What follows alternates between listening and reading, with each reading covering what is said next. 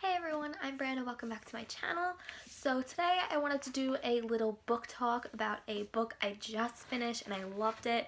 Today is currently the 31st of December and I finished reading Tower of Dawn by Sarah J. Maas today and I loved it. I read this in like kind of a day. I started it yesterday, probably in the afternoon, and I finished it this morning around like 12, not even 12 o'clock, like 11 o'clock. Absolutely love this book, and I think I read it so fast because I was so into it. This is more going to be a book talk than a book review, just because some of it's going to be spoilers, so I'll let you know when I get there. But I didn't write any notes while reading this because I wasn't expecting to do a book talk about it, but I'm going to just say some of the things I remember, and they didn't have like a pronunciation guide at all in this book, and her names are so hard to pronounce always, so half of them I'm gonna get wrong, so just letting you know. But if you guys haven't read any of the Throne of Glass books, I suggest not watching this because this is kind of a spoiler book in general. So I would definitely come back to this video once you guys read the Throne of Glass books. But if you guys are caught up and you've at least read Queen of Shadows, you can definitely hear some of the things in here. So first off, I want to start with my opinion. I love this book. I gave it a 5 out of 5, and I definitely love how we actually have a whole Kale book, not just a Kale novella that it was supposed to be.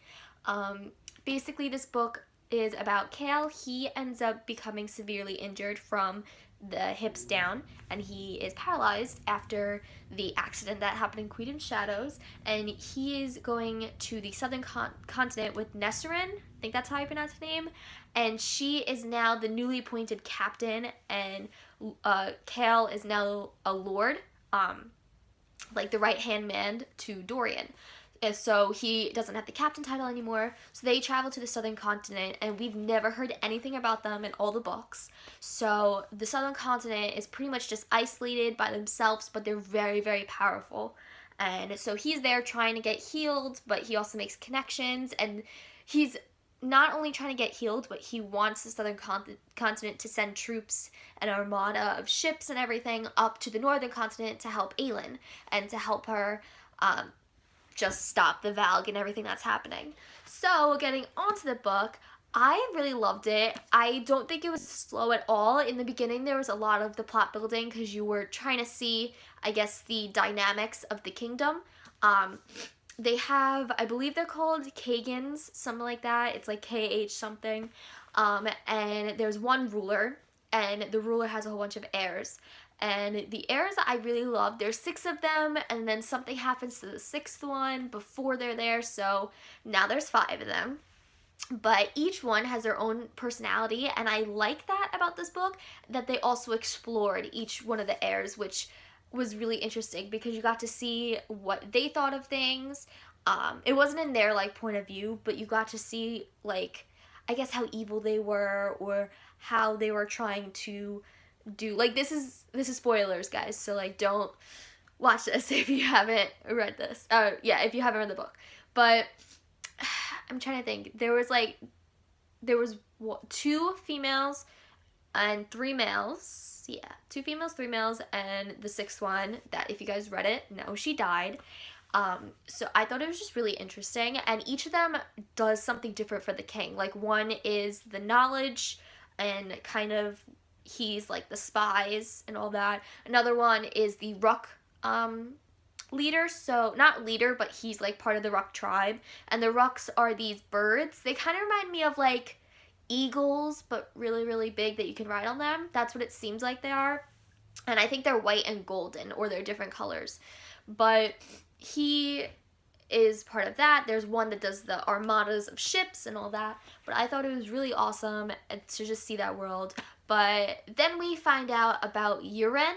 I think that's how you pronounce her name. I'm sorry, guys, just don't know. But Yuren, I love her so much. And if you guys haven't read it, Assassin's Blade, she was the healer, which I automatically knew that was gonna happen. Even though we don't really know her name in Assassin's Blade, like, I just knew that this was gonna happen in this book. And it was just awesome to see her journey from that she actually got to the towers safely and the tour, and she was able to become a healer. And she's like this crazy badass healer because she can do a whole bunch of stuff that you find out later in the book, and I was so impressed.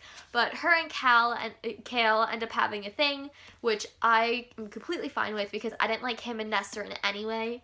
But I know a lot of people didn't like Kale at all, but I disagreed with that. I wasn't really a fan of Dorian in the first couple books. I definitely liked Kale, and I think it was because he was rough around the edges.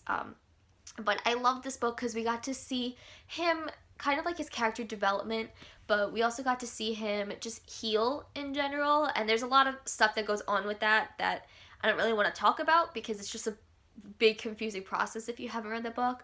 But just like mentally he was able to heal. We get to know his story of what happened in Enel and what his father actually did to him, and it was just, it was so sad hearing like his story and everything. But Yuren, I love her. She's just like the best chick out there. She's kind of reminds me of like, I'm trying to think, kind of like a Rowan with a Lysandra, kind of, if you combine the two of them, because she's not as crazy as, like, not crazy, like Aelin is like extreme, but if you combine Lysandra's like attitude with just like Rowan's attitude, that's pretty much Yuren, in my opinion. But I loved how she was just, it was cool just to see the magic, and just in general, this new setting was amazing. I think the rocks were one of my favorite. The birds were so, I love them. They definitely reminded me of Abraxos, who is Manon's wyvern. I think that's how you pronounce them.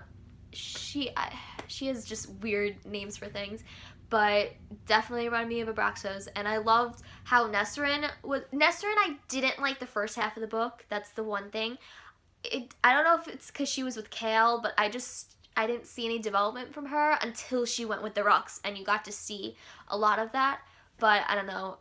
She wasn't really my favorite character, but I liked her towards the end. But the Rux were definitely a huge thing for me because I just liked that a lot, and it was just cool to see like the flying, and you got to see more of the spiders that were in the northern continent, and now there's ones in the southern continent, but they're like really evil. So I thought that was kind of cool. The Stygian spiders, I think that's how you pronounce them.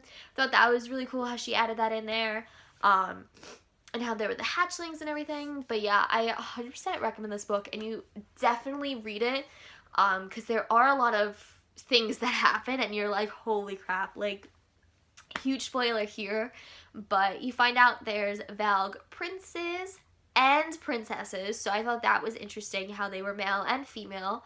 And you found out there was a queen of the Valg. So I think that's interesting because normally in folktales you hear of like Mab, Maeve, and the third one, I forgot the third one's name, but apparently Maeve is not an actual fae. She's a queen of the Valg, which I was like confused about, but I thought that kind of made it more evil, which was cool. But now if you go back to Empire of Storms and you kind of dissect that, you're like, it's kind of dumb that she took Aelin, and you kind of don't, like, that was the one thing I didn't really like how they added in, because I kind of just liked it when Maeve was queen of the Fae and she was evil, but I guess she's queen of the Valg. So I kind of don't like that subplot. I'm not really a huge fan of that, because now it's like Euron's back to get revenge and all this stuff, and it's not like Aelin that can destroy him, and Maeve's like evil but good, and I'm like, I'm not a huge fan of that. But I really need to read the next book, but it's not coming out until September, and I'm gonna kill myself, but it's okay. No, because I'll be in college by the time it comes around, so I think I'm gonna just order it from Amazon and get it shipped to my house, or shipped to my house and then my parents will ship it to me, or like shipped to me, I don't know. But I need the next book, and it's probably going to be humongous because it's supposedly supposed to be the last one, but I think she's going to have another novella or something after the series, but I 100% think it's going to be huge, so we're going to see. But yeah, that's pretty much like all my thoughts. They were kind of scattered a lot, but overall I really liked the Kale and Yuren thing she did. So great. I love it. But yeah, this is really good. 100% recommend this book, and I hope you guys liked this review. Hope you guys had a good holidays and have a happy new year. Bye!